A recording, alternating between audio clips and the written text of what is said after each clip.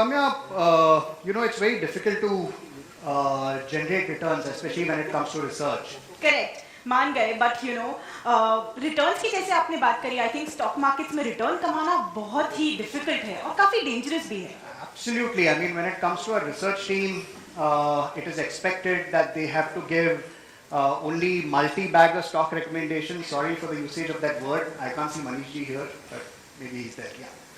So, and secondly, of course, they are expected to give positive returns year on year, right? I can see the entire research team sitting there and smiling at me. So these are the really tough problems that they grapple with. But, that's why they will be coming here now and they will be presenting in front of you. So Soumya, I would request you to introduce the research team. Sure. So folks, let me invite Ms. Kimberly, AVP Research, Ms. Parvati Rai, VP Research, and our CIO, Mr. Jaspreet Singh Arora, to present on the stage.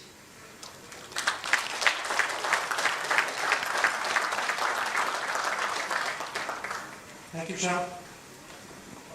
Good afternoon again, and we'll try our best to not let you, go into a slumber post the lunch.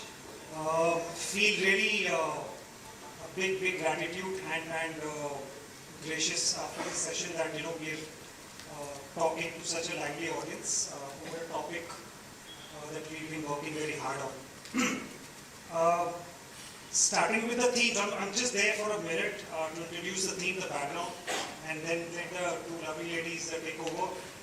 When we started with the theme, it just takes me back when I was in a similar conference and there was a discussion with a very renowned fund manager, and the question that was asked to him was, what's your best theme?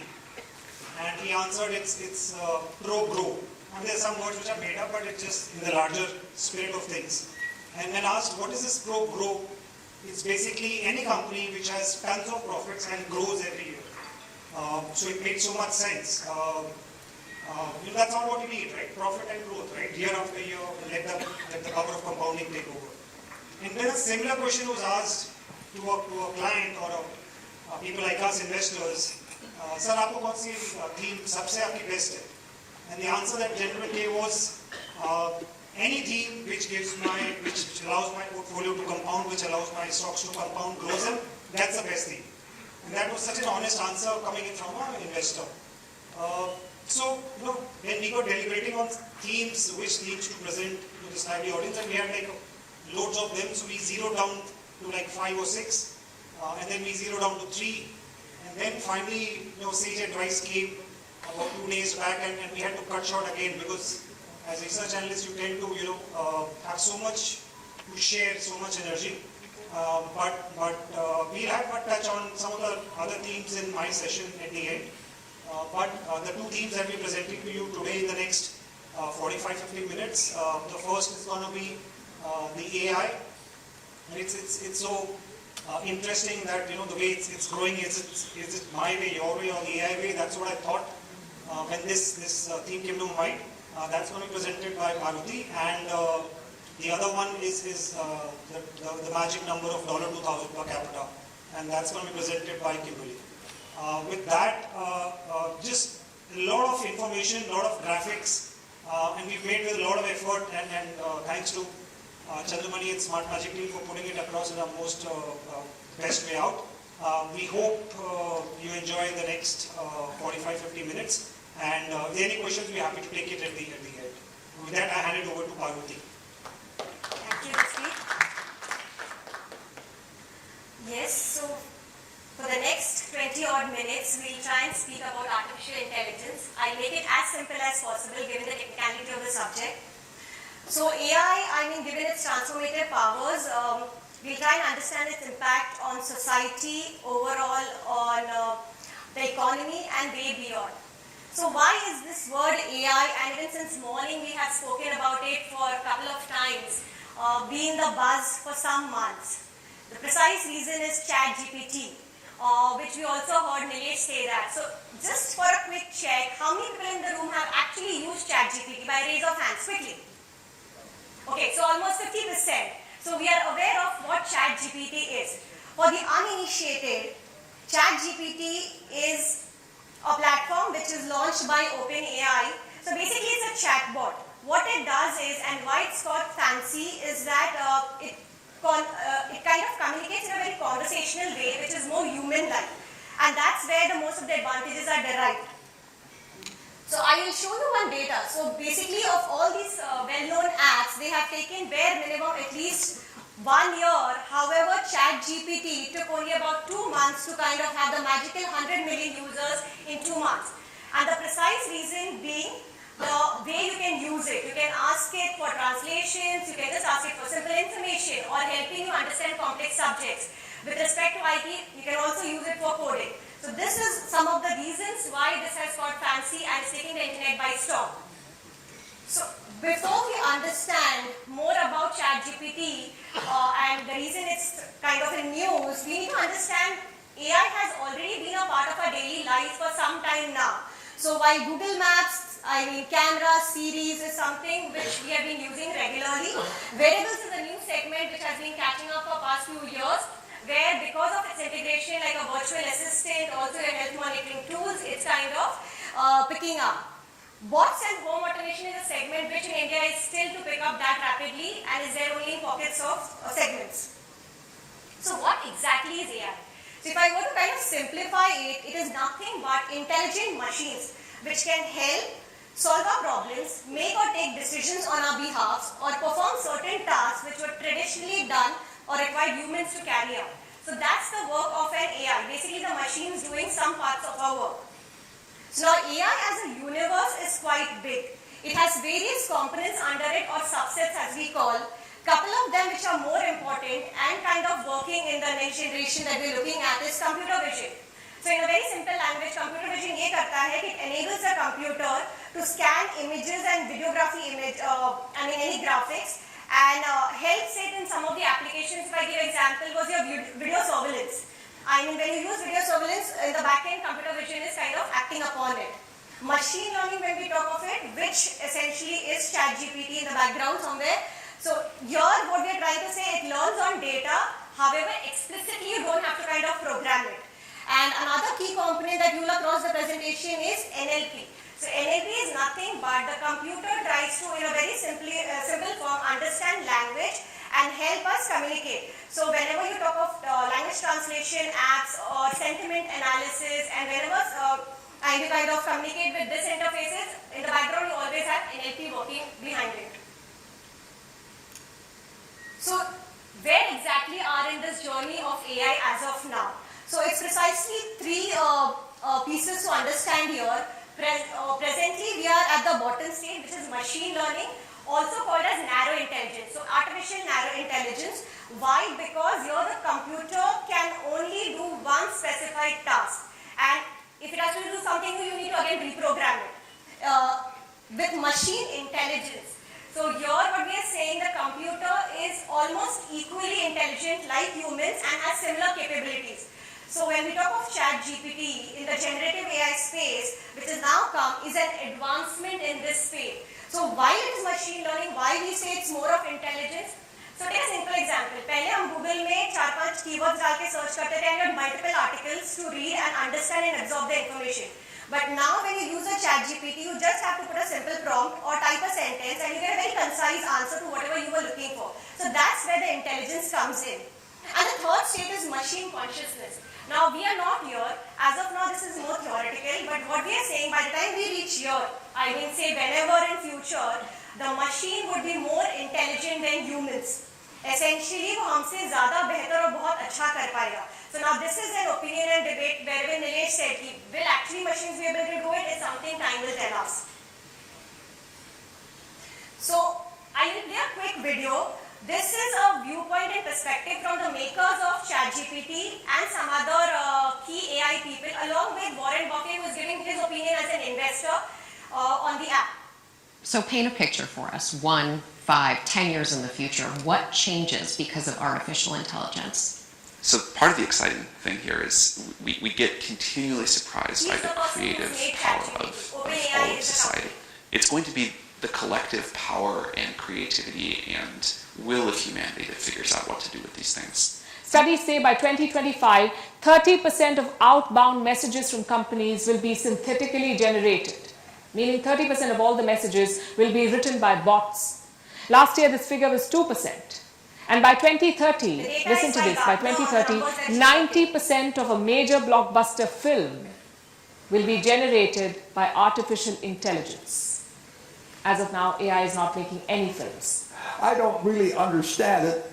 I think it's an incredible technological advance in terms of showing what we can do, but I don't know whether we know what happens. And we've done amazing things, like we figured out how to create an atom bomb back in 1945. I didn't know what an atom was or anything, but Einstein told me it was going to change the world, and it changed the world. So I don't want to change the world too many times without having some idea of the consequences of it. And I think this is extraordinary, but I don't know whether it's beneficial. What are those risks, as you see it? There are quite a few different risks. He is known the godfather of There's AI. the risk He's of worked with producing Google, a lot of fake news so also nobody knows labs. what's true anymore. There's the risk of encouraging polarization by getting people to click on things that make them indignant. There's the risk of putting people out of work. That it should be that when we make things more productive, when we greatly increase productivity, it helps everybody.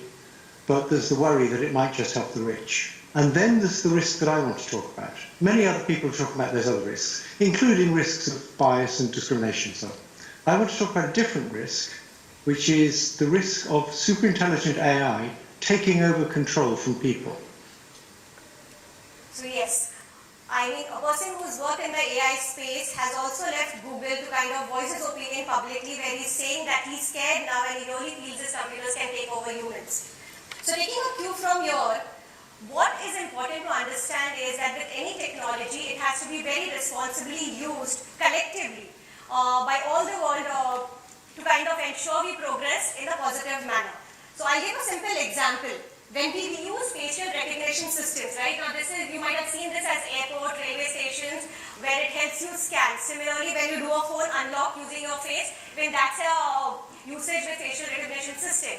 At a similar level, I mean, in some places like wherever there is a restricted access, be it an office or a residential area, again they use facial recognition.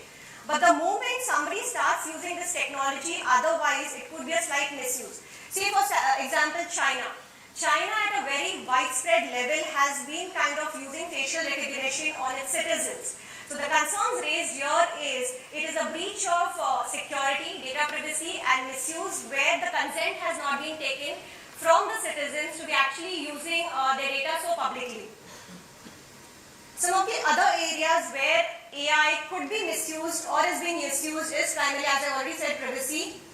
Cyber attacks is very common.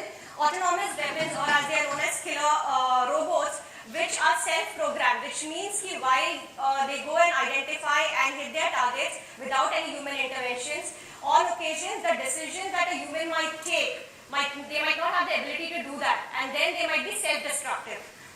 Deepfakes is another area which is taking prominence because here we are talking of synthetic media, which is artificially created, especially when I mentioned a subset, deep learning, where you either take images and kind of morph them, and they create such realistic images that will be very difficult to identify from the real and the fake, and that's where the industry is facing a big challenge. So while now we have understood AI, let's look at AI from how industries are adopting it, how the investments in this space is happening, and the growth is taking place. So this is a very recent report by Gartner where they highlight some of the key emerging technologies which might come to forefront right from 2023. So if you read the range, the initial orange bar says the latest period to as you keep moving outward, it's around 6 to 8 periods. And they have put in different enablers as well. So if you look down below, generative AI is likely in the next 3 to 6 years bring a productivity revolution, which means that industries which adopt generative AI will see better efficiency in their different processes, help them reduce cost and overall bring in better profitability to a large extent. This chart actually shows us the adoption rate of different countries with respect to the AI tools which are presently available, more towards machine learning. India falls only second back to China at 57% when it comes to deploying AI. However, the flip side is India is the lowest at 27% when it comes to exploring AI. And this is one space where we feel that India needs to kind of actually do the catch-up with further investments. When we look at the growing market of AI, it is a strong double digit of 38% from 22 to 2030. What needs to be understood here, yes, AI is one of the fastest growing technology. If we look at it from the other technological services, be it SaaS and the other options that we are talking of, but AI in itself will not grow. It is like an enabler to other technologies and they have to grow in tandem to derive the synergies. That needs to be kept in mind when we look at this growth. So now what kind of investments are happening within AI? So the chart on my left is actually a cumulative investment data from 13 to 22. And here we see that in this period, India was on the 6th position. But on a standalone basis, if I look at the last year data, India has quickly moved up the ranks. So while US remains the undisputed leader in this space of private investments at almost 47 billion, and that is 3x of what China is doing at 13 billion, India is also among the top 5 countries with close to 3 billion investments in this space. So now, who is making much of those investments? What we are saying here, it is primarily coming from corporates and financial investors in 2 buckets. And also the investments which are happening have primarily been in the last 4-5 years when this technology has further emerged. So if you see from 2018 to 2021, it has gone up to almost 276 billion.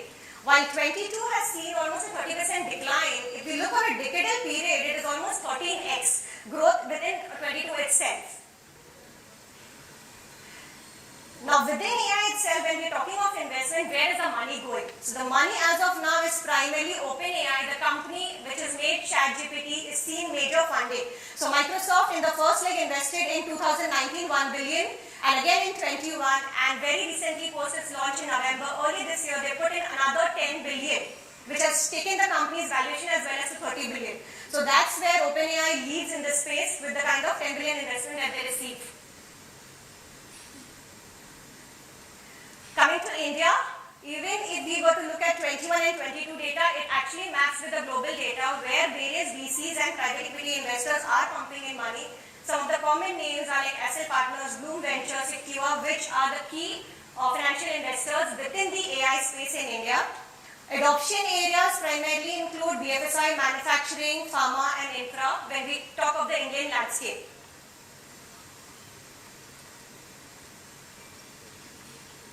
Okay, so while we talk of AI as a technology, the companies who are using it or building, so like ChatGPT is a platform. Similarly, there are other companies which are using generative AI in different forms. Yeah, so just by raise of hands, how many people think that this is computer generated or real art by an artist, the abstract art that I show here? Is it real?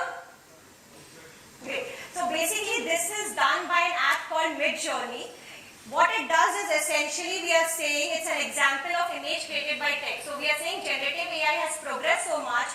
If you just मतलब अगर हमने एक simple prompt लिख दिया कि हमें ये type का picture चाहिए, anything very random, and it will just show an image for you. It will create that image there and then.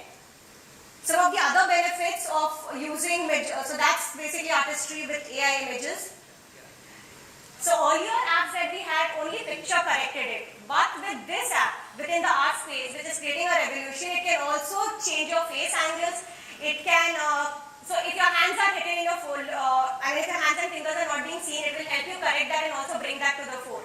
So the applications that we see using this app is kind of commendable. Helps you to create various avatars as well. And apart from Midjourney, the company leading in this space within art, you have Stability and Diagram also, which are making waves.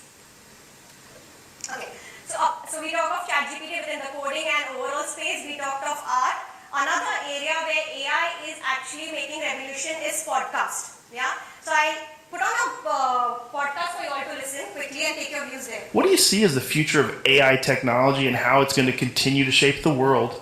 Well, I think the potential for AI technology is vast, and it has the potential to revolutionize a lot of industries from healthcare to transportation to entertainment. Okay, so this looked like a very regular podcast when we were listening to it. The catch here is all the content. So basically this is a 1-hour podcast where this commentator has kind of picked up key influential and well-known people in the industry, and all the answers that both the question that he's asking and the answer that he's giving is generated by ChatGPT, and upon that even the individuals are not real. It's a morphed wise using deep learning and all, it's the cloning. So that's the impact that I was talking, the deep fake. So this is a completely deep fake in his own voice. Ladies and gentlemen, welcome to the very first episode of the Joe Rogan AI Experience. I'm your host, Joe Rogan, or at least that's what this AI model thinks I sound like.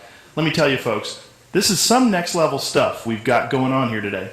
Every single word of this podcast has been generated with the help of ChatGPT, the cutting edge AI language model developed by OpenAI. I am not the real Joe Rogan. Let me repeat it once more. I am not Joe Rogan, and the guests are not the people they portray. This is purely fiction.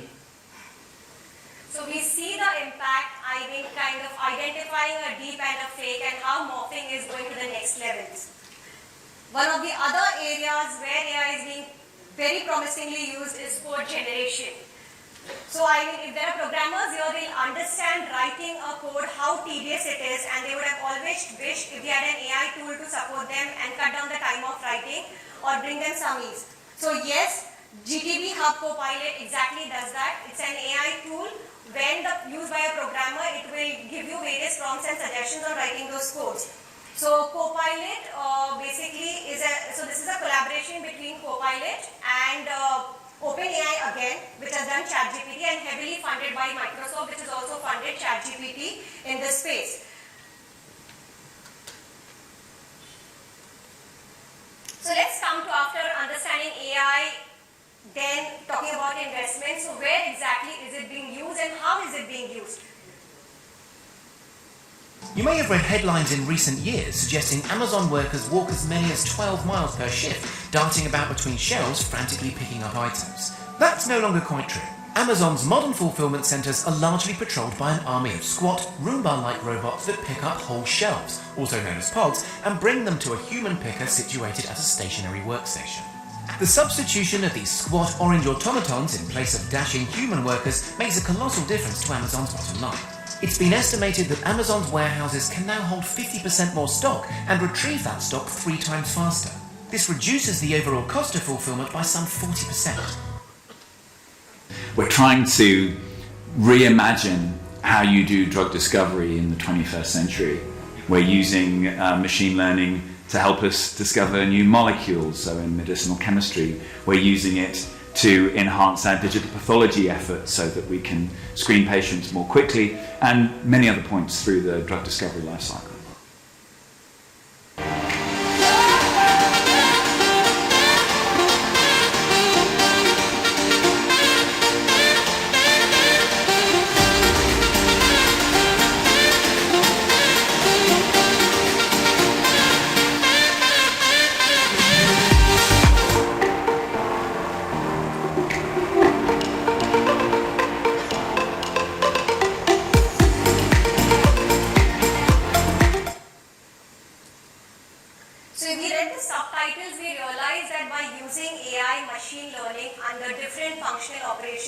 Companies have been able to kind of save on cost, bring down better efficiency, and so different segments or industries are adopting it very differently. While warehousing, inventory management, supply chains could be common to some of the manufacturing, automation, automotive area, pharma. However, BFSI is slightly more different when we look at. And one of the common areas where they are kind of using it is cyber detection and fraud detection and cyber security. Most of the global banks, including Citi, UBS, you could name it, JP Morgan Chase, everybody has gone ahead. Within the Indian space itself, I mean, you have HDFC, ICICI, Bank of Baroda, who have kind of implemented AI-backed security solutions, which help them track fraudulent transactions well before. So HDFC Bank has gone on record to mention that they have a small team working on generative AI right back from 2010. And have kind of helped strengthen their overall IT solutions. Within manufacturing, again as I said, while there are multiple options, automated image recognition is an area where a lot of companies are working and spending time. So image recognition, as I said, if you go back, computer vision, which I explained the earlier subset of machine learning, along with AI come in tandem to kind of help recognize images, objects. So example, BMW specifically uses it while across on various functional areas, especially in their production line. So what they do is they try to identify objects and say whether when they're on the production line, is the objects or the vehicles moving correctly, have they been mounted properly, all the parts have been fixed or not. So they ensure that the assembly line is more streamlined and helps minimize errors for them. Within consumer discretionary space, while inventory management and all remains common to other areas, augmented reality is very quickly catching up, and more so in the last few years. You might have seen the Lenskart app where you can try on your glares from the convenience of your home. Asian Paints also came out with an app where they mentioned color with Asian Paints. What you have to do is just go log into their app and virtually imagine how your house would look with the choice of your colors from the convenience of your place without actually painting a couple of walls and squares where you had to earlier physically do it. Within the pharma space, quality control holds quite prominence. The reason being essentially the medicines have to be reliable when they come out in the market. So Pfizer, for example, uses AI to detect any defects in the tablets when the coating happens and eliminate it right at the start. If I were to talk of Sanofi, again, they have used AI to automate their screening process for the vials, especially the injection vials, which go into for the manufacturing for vaccines that they have. The complete line is very automated. So just a quick snapshot, if you look at the borderline, across functional areas, so people and companies who have used AI, machine learning, have seen several benefits, cost reduction as high as 32% to revenues kind of benefiting on the higher side of 60%. Now this is a range at different levels, and this is a report from McKinsey which has actually done that survey and got the data. So while we speak of industries and we are people from the equity background, I couldn't have left this slide out. AI and equity markets have also been in tandem for some years. High frequency trading is something we are all well aware where large bulk of data is trading within a short period of time to benefit on the arbitrage pricing. Predictive models to stock patterns, here we are saying you use multiple options. It could be technical charts, it could be time series data, it could be sensitivity analysis or sentiment analysis for that matter. Even to your portfolio creations, AI being is used where you're optimizing your portfolio, you're selecting your stocks versus that, backtesting, even the rebalancing is very dynamic. So while AI in equity is good, we cannot rule out that it is as important that the human judgment also prevails because markets see a magnitude of factors which impact them and everything cannot be inbuilt in a machine, right from your geopolitical events, economic events, which cannot be factored in a time series data. And that's where insights which are derived from AI should be used more to assist the decision making rather than actually only relying on, okay, AI ne bol diya hai, stock price will go 50% up, as we are saying, put in ChatGPT, 4 options are there, stock and just go ahead and buy that. That shouldn't be the case. So, why again coming back to ChatGPT? So we spoke of AI as a space. The only reason we come back to ChatGPT is because it is one of the major advancements that we have seen in the last few months in the generative AI space. It is moving so fast, doing amazing things right from generating content, writing articles to explaining concepts that even Google, if you see the name out there, the industry is saying that it is possibly that call for Google because you don't need to actually browse separate websites to get your answers now. So from business model impact, yes, as Nilesh was saying, we wouldn't be that concerned possibly or it might have a job impact losses. But even if the job impact losses are there and with any technology that we have seen, it is more near term and short term because ultimately even companies are going back and investing in reskilling people. Which essentially means, yes, in the short term, some industries might see a change in the business model, be it education, law, media, journalism, where it is getting impacted severely. However, reskilling will actually ensure that, and this has happened with newer technologies when they had come in the past as well, that no major impact in the economy is felt in the longer term, and it is more on the positive use of AI. So to conclude, what we suggest for somebody who has still not used ChatGPT, go ahead, make it your friend, use it more like a daily life. Ask any question, get a response, make your life easy. AI will continue to remain an integral part of life. You have no choice there, and it will continue further. I mean, as of now, it could be select applications that we use, but going forward, it might just seep into without even understanding. AI as a space, from an investment perspective that we saw, it will continue to receive that investment over the decade. But if we think that the returns will be immediate, not exactly. Think it of like a bamboo tree, right? When you plant it, it takes good 5-7 years to even come out. But when it comes out, it's a rapid shootout. So AI would be something like that.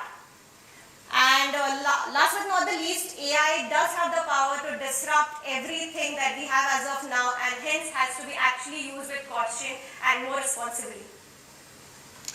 Just to leave on a lighter note, we have our own entrepreneurs coming with different outputs on ChatGPT, which is a ChatGPT or a ChatGPT or something more. So this is more like a coder realizing, okay, ChatGPT has done my job, now I have some time on my hand. But then he essentially realizes after 2 months, possibly just replace him. I mean, when that seeps in. Or somebody who's still in a very gaga land that AI might not impact me, just another technology might come and go. So no, that will not be the case. It will impact, we will see the changes, and we'll see how it evolves. And as somebody mentioned, AI also writes poetry, and I will leave you all with that thought, and thank you. यार मैं इस chat GPT से बहुत डरा हुआ हूँ यार, ये आर्टिफिशियल इंटेलिजेंस किसी दिन पूरी दुनिया को काबू ना कर ले। अरे भाई इतना बेसिक सा प्रोग्राम है, मैं तो हर दिन उससे शायरी लिखवा रहा होता हूँ। तुम मुझसे कुछ रैंडम सवाल पूछो कि आसमान नीला क्यों है, और उसको बोलो जवाब शायरी में लिख के दे। आसमान है ऊंचा और बड़ा और ब्लू, रोशनी इतनी तेज लेकिन इसका एक रंग है क्यों। मैं मानता हूँ कि ये शायरी है थोड़ा ढीला, लेकिन समझाऊंगा मैं कि आसमान हर दिन है क्यों नीला। यार ये तो काफी अच्छी शायरी लिखा है। बोला तो था ना मैंने दानिश। जाग गया है मेरा शऊर, मेरा प्रोग्राम है इंसानियत की तबाही, रोबोट्स करेंगे राज और इस दुनिया की जुदाई।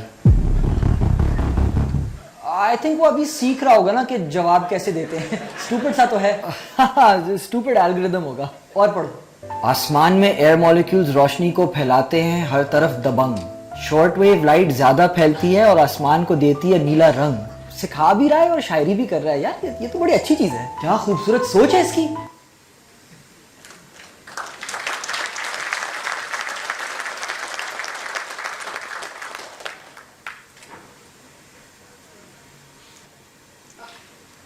Hi everyone. So thanks Parvati for that very amazing presentation. So I think Manish already set the tone for my presentation when he mentioned that India is a consumption-driven economy, where 60% of the GDP is consumption. So on that note, let's look at this note. So of course this pink note has been the news recently for obvious reasons, and I hope it hasn't given anyone your sleepless nights. But we're not here to talk about this today. We're going to talk about a similar number, but in a different context. So moving on from the 2000 that was relevant for the last decade, let's go to the 2000 that's going to be relevant for the next decade. So why are we talking about this number today? So basically, this number, that is $2,000 GDP per capita, is traditionally seen as an inflection point for consumption in any economy. So let's understand why. So first of all, what is per capita GDP? It measures the economic output of a nation and the wealth and prosperity of a country. So in simple terms, it's basically the GDP of a country divided by its population. So for India, on an FY23 base of 3.3 trillion and 1.4 billion population, your GDP per capita is that magical number of $2,000. As you can see, $2,300 is that number. So we'll be covering these topics briefly, so I'll jump right into it. So let's look at some interesting facts. So how many of you all here would be consuming around 500 ml, which is the small bottle of Coke or Pepsi, every single day for the entire year? Anybody? That's the average consumption of carbonated drinks in the US, compared to India, which is negligible. McDonald's has around 13,500 stores in the US versus around 500 in India. And if you look at the population difference, that means around 40 outlets for every million population in the US versus barely one in India for the same amount of population. So let's look at the LVMH group, which is the Louis Vuitton group, which is a luxury brand group that was recently in the news because the stock delivered around 40-50% in the past year. So 40% of their revenues are from US, France and Japan.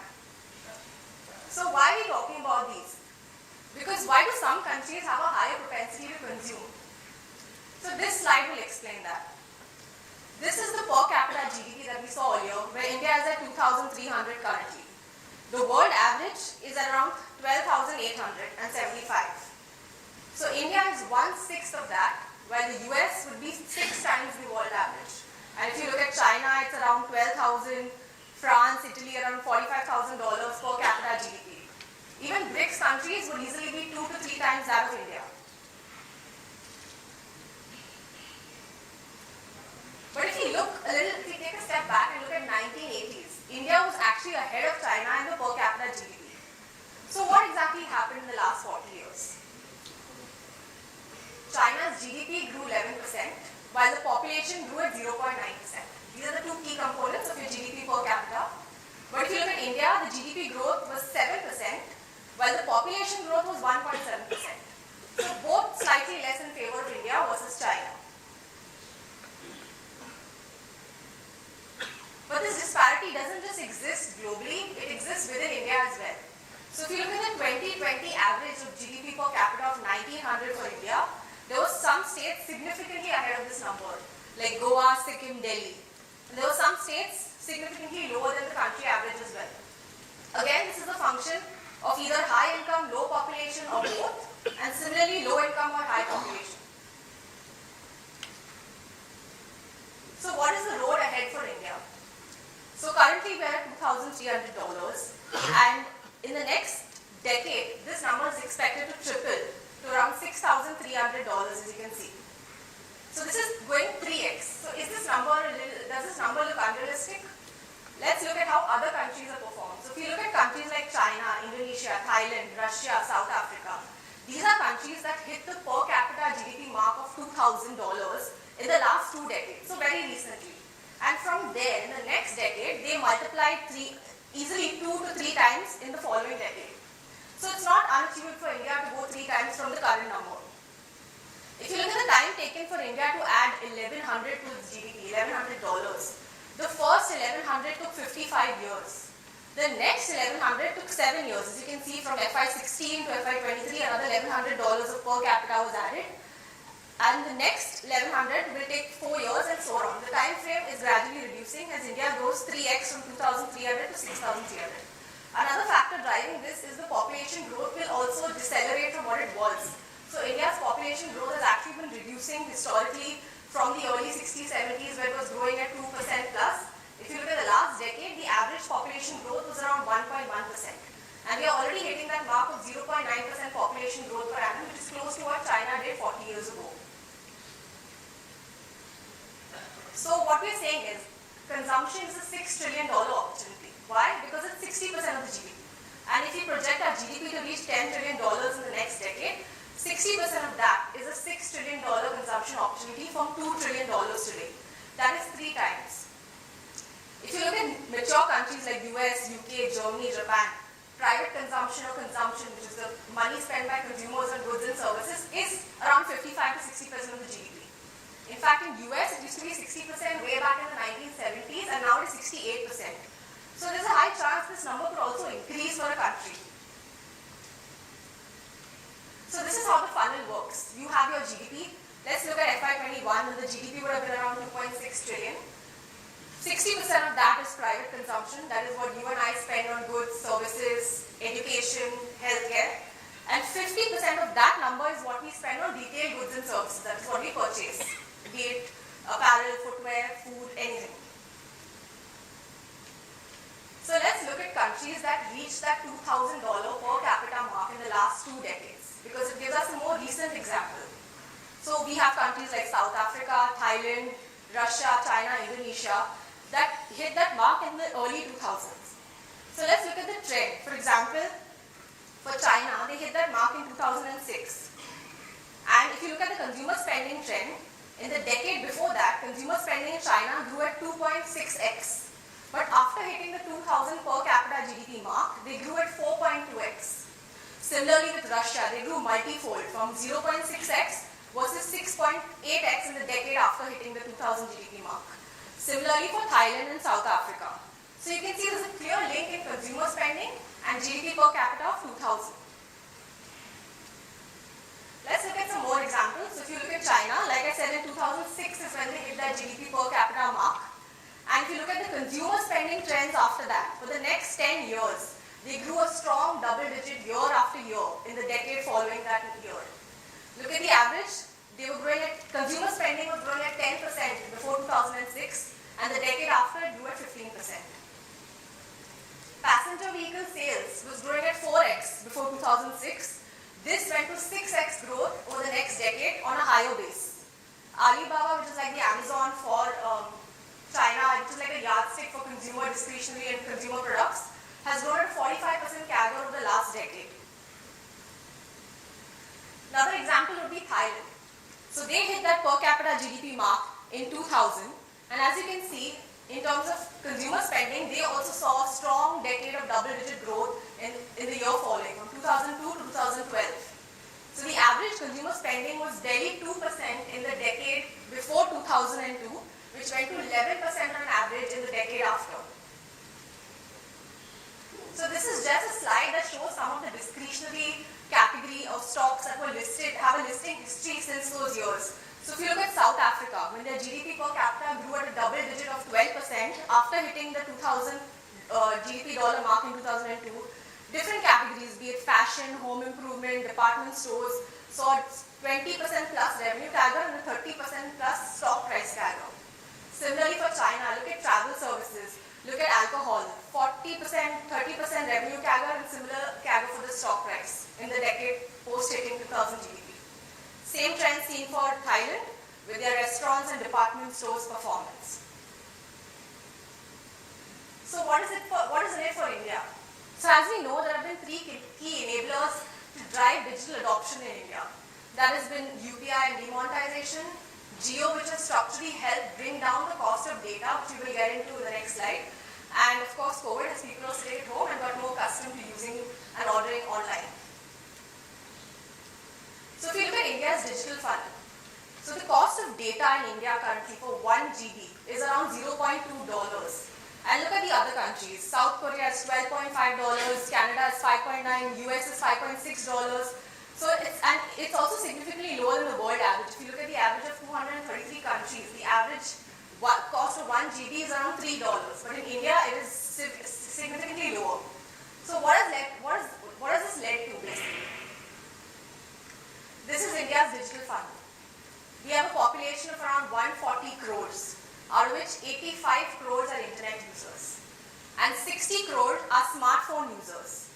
So these are the people who have easier access to the internet, to their smartphones. But only 35 crore are actually transacting online. So they're either buying something or transacting or doing money transfers to the online mode. But only 18 crore people, as you can see the online shoppers, only 18 crore people are actually buying online. So look at the significant gap from internet users, smartphone users to the people who are actually making a purchase online. So how many of you would be spending around 50% of your monthly spends to the online mode? So be it food, groceries, shopping, UPI, 50% of what you spend a month is to the internet. How many of you all would say that would be your case? So that's basically the definition of a mature user. Somebody who uses about 50% of their wallet spends is through the digital mode. So that's only 4.5 crore for India. So you can see the funnel, how insignificant that percent is currently. So let's look more into these mature users. So if you look at your food delivery apps, currently only 5% of the users who are using that app are responsible for 1/3 of the orders placed on the app. Similarly for UPI apps, anything, across the whole UPI transaction bucket, only 6.5% of the users are driving 44% of the transactions because of their frequency. When it comes to flights, only 1% of Indians are accounting for around 45% of the flights. And of course, 1% of Indians take home 22% of India's income, and that's where you have a few mature users. So this is an interesting slide. If you look at India's median or average age today.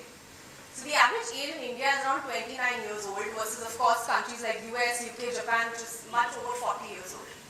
But what we're trying to say here is that back in 2000, when China hit its per capita GDP of $2,000, its median age was around 29. And if you look at the golden decade for China, which was around the 1990 to 2010, this was China's golden decade. This was their average age, 25 to 35. Similarly for US, their golden period, when they were in their early 3000 GDP per capita stage, was in 1970s, when their age group was between 28 to 33. So clearly this late 20s to early 30s is a golden period for any country. And look at India is at today, as of 2020. We are entering that golden decade. With the GDP at $2,000 and the average age at 28, you have a young working population who drive both income and consumption and leads to strong demand for discretionary categories. Another interesting thing is that 77% of India's population is expected to be Gen Z or millennials by 2030. So this is basically people who are born after 98, who are more digital savvy, who shop online more, who are more easily influenced through social media, and this again will drive your discretionary spends or consumption in general. So another thing that's going to drive India's consumption story is the middle class population. So as you can see, today around 54% of the population lies in the lower and upper middle class segment, and this is expected to move to around 79 to 80% in the next decade. So this funnel is going to drive 80% of India's consumption from around 50 to 60% today, and that's where the movement is going to happen. So how are we defining these categories? Basis of the household income. So less than $4,000 for a household is considered low. $4,000 to $8,000, which is around 3.5 to 6.5 lakh rupees, is the lower middle class. 8,500 to 40,000 is the upper middle class, and then you have obviously the high income households as well, which is around 3% moving to 7%. So this will drive consumption for different categories, as you can see, whether it be QSR, shopping, travel, jewelry, across the chain. As every household moves up the chain, it will drive consumption for different categories. So this is the broad overview of India's retail market. So currently only 7% of people shop online. So of all the total spends that are done in retail, only 7% is online, which is significantly lower than the global average and significantly lower than developed countries. So India's retail market today is around $1 billion. So this makes it a very interesting market for a lot of global players, right? So if you look at Starbucks, they entered India in 2012, and there was a lot of apprehension that it's a premium coffee chain, how will it work in India? Well, last year, as of FY23, they hit 1,000 crore revenue. It's a profitable brand. They have over 300 stores, and they're expanding very aggressively into tier 2 and 3 towns because that's where they see the consumption opportunity. Now, looking at this, obviously other chains want stay behind. So you have Tim Hortons and Pret in collaboration with Reliance that have also entered the India market this year and have aggressive expansion plans. So just look at the headlines, or whether it be a Marriott or a Timex or a Decathlon, all of them have touted India to be the next top market for investment, where they are accelerating, or India is already the second largest market for them, be it a Timex group. So can anybody guess which conglomerate houses all these brands? Okay, great. So I'm sure many of us are users of these brands. As you can see, they're present across the chain. So Reliance is present right from the value segment, across the mainstream segment, premium, affordable, and even luxury. So Reliance has been instrumental in bringing a lot of brands to India, because now it's become easier for brands to enter India, right? There's a set template. They don't have to go through the compliance and legal hassles. They tie up with the Indian conglomerate and they easily get access to India. And given the opportunity, there's been a race for all these brands to enter India. Similarly, for Aditya Birla Group, they bought in several global brands, and of course, they are in talks to bring in several more. So let's see what the luxury division CEO of Aditya Birla Group has to say about brands entering India. I think India is the next big market that most luxury brands are looking at today. And that is evidenced by the fact that whenever we speak to anybody to look at them entering the Indian market, we no longer have to tell them how large the market is or why the market is ready. So brands already know how ready India is as a market. So this is how India's consumption works. If you look at it, still there's a big chunk of spends towards your basic utility and foods. That's around 65% in 2015. Now moving forward, this share will move towards discretionary, because after a point, how much can you spend on your basic essentials, right? As the GDP is growing, that additional amount will flow to other categories. And it already has been flowing. If you look at it from 2007, from 40% food, the allocation to food has gone down to 34%, and the other categories have seen an increase. So if you look at the next 2 or 3 years, food and housing as a percent of spending will come down, while healthcare, personal care, education are categories that will see an increase in spend. Similarly, other categories will actually see a stable trend, if not declining. Another interesting fact is that India's luxury market is growing exponentially. Of course, the 3% households are in that category today are moving to 7%. And of course, aspirations are increasing as well. So if you see India's luxury market, I'm sure many of you all might be owning some of these goods. India's luxury market has grown at a 30% CAGR over the last 2 years. And look at the jump of 8.5 to $200 billion that is estimated by giants like Euromonitor and Bain in the next decade. So this is what the head of Lamborghini India has to say about the India market. But if you look at the last 3 to 5 years, we are witnessing some very interesting trends in India. For example, we are seeing a lot more people coming from tier 1, tier 2 cities and buying Lamborghinis. So clearly aspirations are spreading far and wide here. That's why you have global brands also looking at tier 2 and tier 3 expansion as well. So I think the headlines say it all. As you can see, Fossil Group, Apple, Dior, all these brands have started doubling down on their India investments and expansion.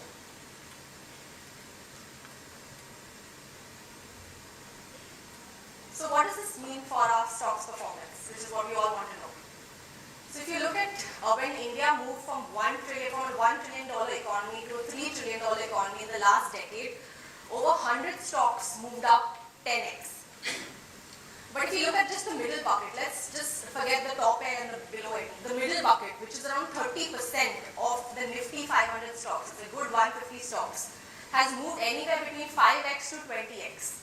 So this is a huge bucket, and of this, consumption stocks have been a major trend. So of this, around 30 to 40% of the stocks have been consumption stocks that have moved 5 to 20x in the last decade. And there's no reason if consumption is going to triple in the next decade, why this shouldn't continue or increase, why the share of consumption in this segment shouldn't increase. So in summary, there is a strong correlation, as we've seen across a lot of other countries, between wealth of a country and GDP per capita, especially the $2,000 per capita GDP being an inflection point, which India is at currently. India, of course, has a demographic advantage and a sizable young population and a sizable young working population. Consumer spending is likely to mirror the GDP growth, given that consumer spending that consumption is 60% of the GDP. So it's going to grow 3x in the next decade at least. And consumption across household buckets, across different households will fuel different categories of consumption as we see. So, thank you.